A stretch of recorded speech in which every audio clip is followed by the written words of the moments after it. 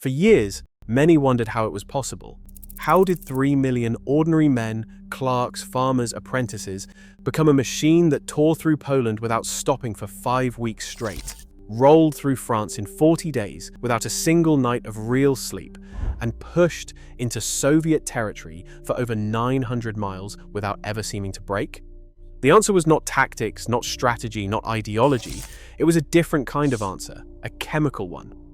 A small white tablet, 3 milligrams of methamphetamine pressed into a pill by the Temmler Pharmaceutical Company of Berlin, sold under the brand name Pervitin, a drug that erased sleep, suppressed hunger, flooded the brain with artificial confidence, and temporarily disconnected the soldier from the weight of what he was doing.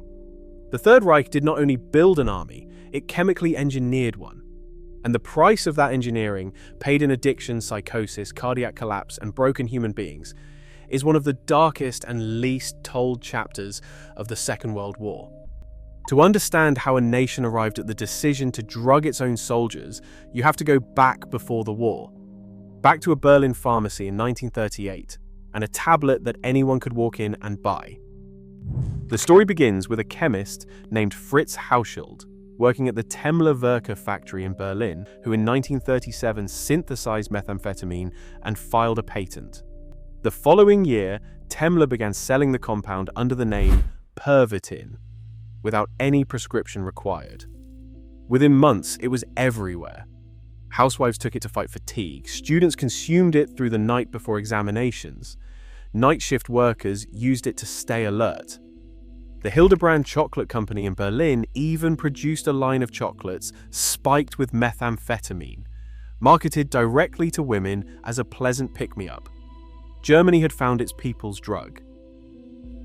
And here is where the story turns, because what came next should have been impossible, given everything the Nazi regime claimed to stand for.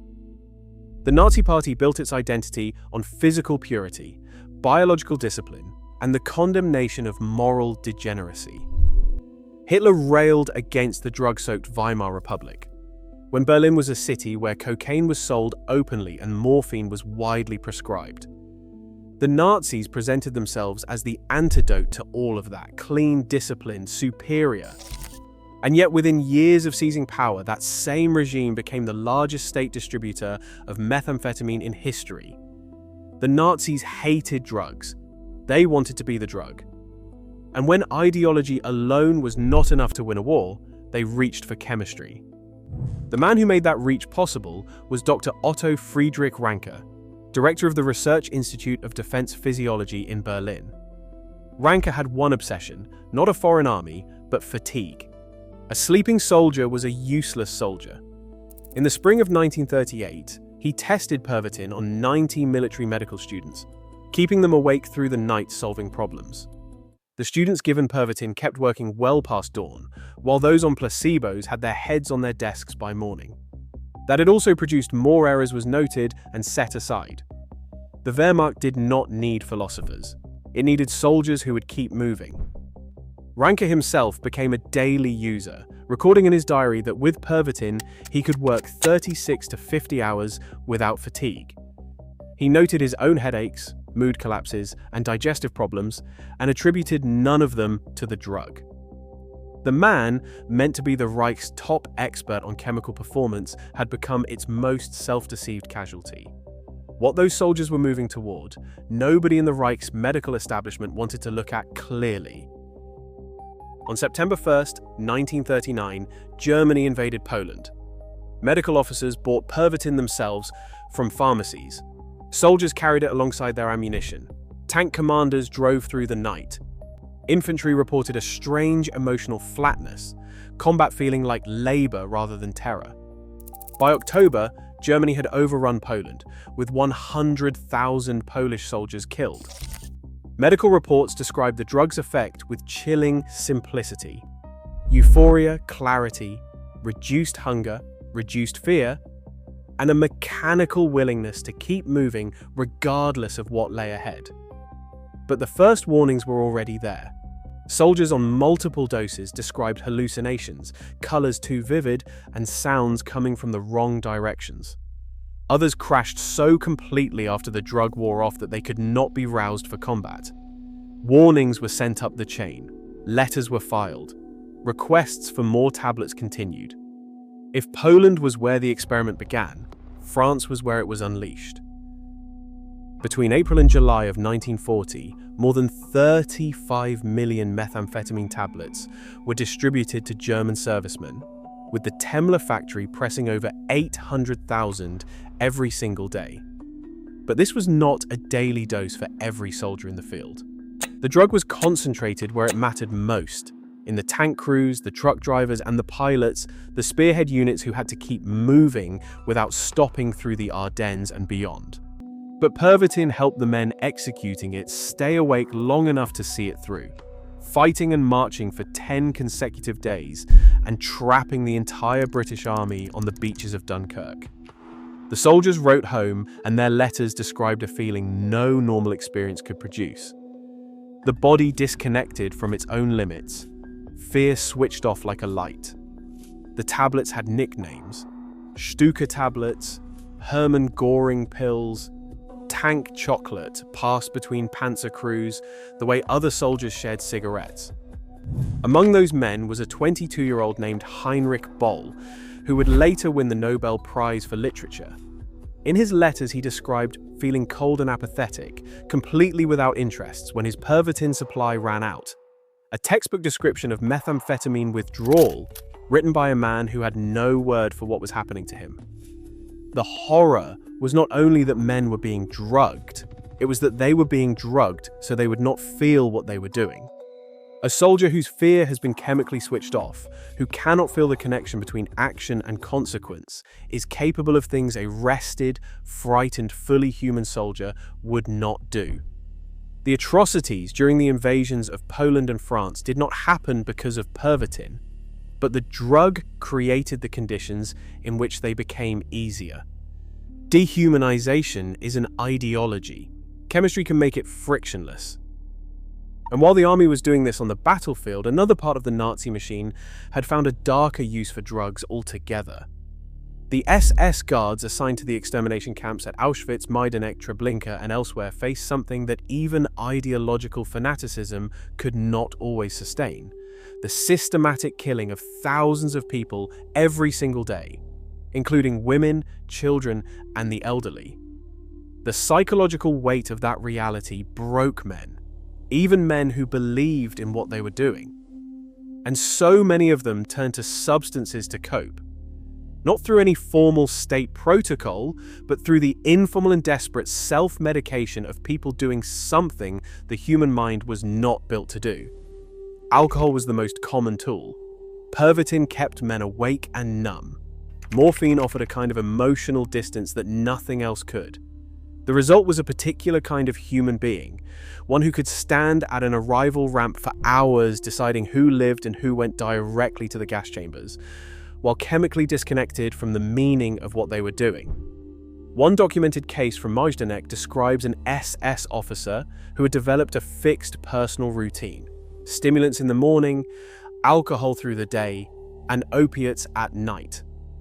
In 1943, he stood on the arrival ramp for 14 hours, sending thousands of people to their deaths with a single movement of his hand. A witness described him as moving his finger as if conducting an invisible orchestra, completely absent and perfectly focused at the same time. The selections themselves were frequently carried out under the influence of alcohol and stimulants combined. The result was chaos. Young and healthy prisoners were sent to the gas chambers, while people in terminal condition were selected for labor. The chief physician at Auschwitz performed nightly selections after what his assistants called the preparation, his glazed eyes and empty stare, those of a man no longer fully there.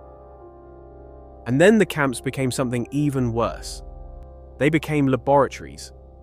At Dachau, prisoners were submerged in tanks of ice-cold water until their body temperatures dropped to critical levels, and then injected with varying doses of methamphetamine. At Sachsenhausen, prisoners were forced to march in circles for days on controlled doses of Pervitin, while researchers measured heart rate, body temperature, and the precise point of physical collapse. The data was sent to the High Command to optimize doses for combat troops. The camps were not only extermination centers, they were pharmaceutical testing facilities. The SS used drugs to stay numb to human suffering, and then used that same suffering to perfect the drugs. By 1941, the Reich Health Führer formally classified Pervitin as a controlled substance, warning that an entire nation risked addiction. The law changed nothing at the front. Consumption increased during Operation Barbarossa, and the Wehrmacht's medical corps had decided Pervitin was the fastest way to keep men functional. What they refused to see was the collapse building behind their own lines. Soldiers who pushed through days on Pervitin did not simply tire when the drug wore off, they fell. Hearts that had been running at chemically elevated rates began failing in men in their 20s. Paranoia turned soldiers not merely violent, but randomly so, unable to distinguish orders from hallucination or enemies from comrades. A confidential medical report from 1944 estimated that between 60 and 70% of frontline units on the Eastern Front had developed some degree of dependence on Pervitin. One soldier from the 16th Panzer Division wrote home that without the pills, he could not stand the sound of the guns, that his hands shook so much he could not aim, and that only the white medicine kept him fighting. When supply lines were bombed and the pills stopped arriving, entire units collapsed at the same time. After 5 days without medication, more than half of one company became non-operational, with men seeing enemies where there were none, falling into catatonic states, and attempting to desert in blind panic. Near Kursk, 2 soldiers attacked their battalion doctor trying to get more tablets. One was shot dead by guards, and the other was executed by military tribunal. The incident was recorded not for what it was, a mutiny driven by addiction, but as sabotage and treason. And yet, even as the evidence of catastrophe mounted, the regime escalated. By 1944, Germany was losing on every front. Paris fell in August, and American troops reached the German border in September. In that desperation, pharmacologist Gerhard Orzechowski developed DY6, a tablet containing 5 milligrams of oxycodone, 5 milligrams of cocaine, and 3 milligrams of methamphetamine. It was tested on prisoners at Sachsenhausen concentration camp, forced to march in circles carrying 20-kilogram backpacks. They could cover 55 miles without resting, before their bodies gave out completely, joints failing, men collapsing mid-stride and not getting up. These were not soldiers. They were prisoners used as measuring instruments for a drug meant to win a war that was already lost. Adolf Hitler himself spent his final years receiving over 800 injections from his personal physician, Dr. Theodor Morell, the vast majority being vitamins, glucose, and hormones. But among them were doses of opiates, and on occasion Pervitin at moments of particular stress. His physical decline, the tremors, the yellowish skin, and the shuffling walk, was more likely the result of advancing Parkinson's disease compounded by years of chronic stress than drug addiction alone. But whatever the cause, by 1944 he was confusing basic facts and forgetting decisions made days earlier. His understanding of the war drifting further from reality with each passing month.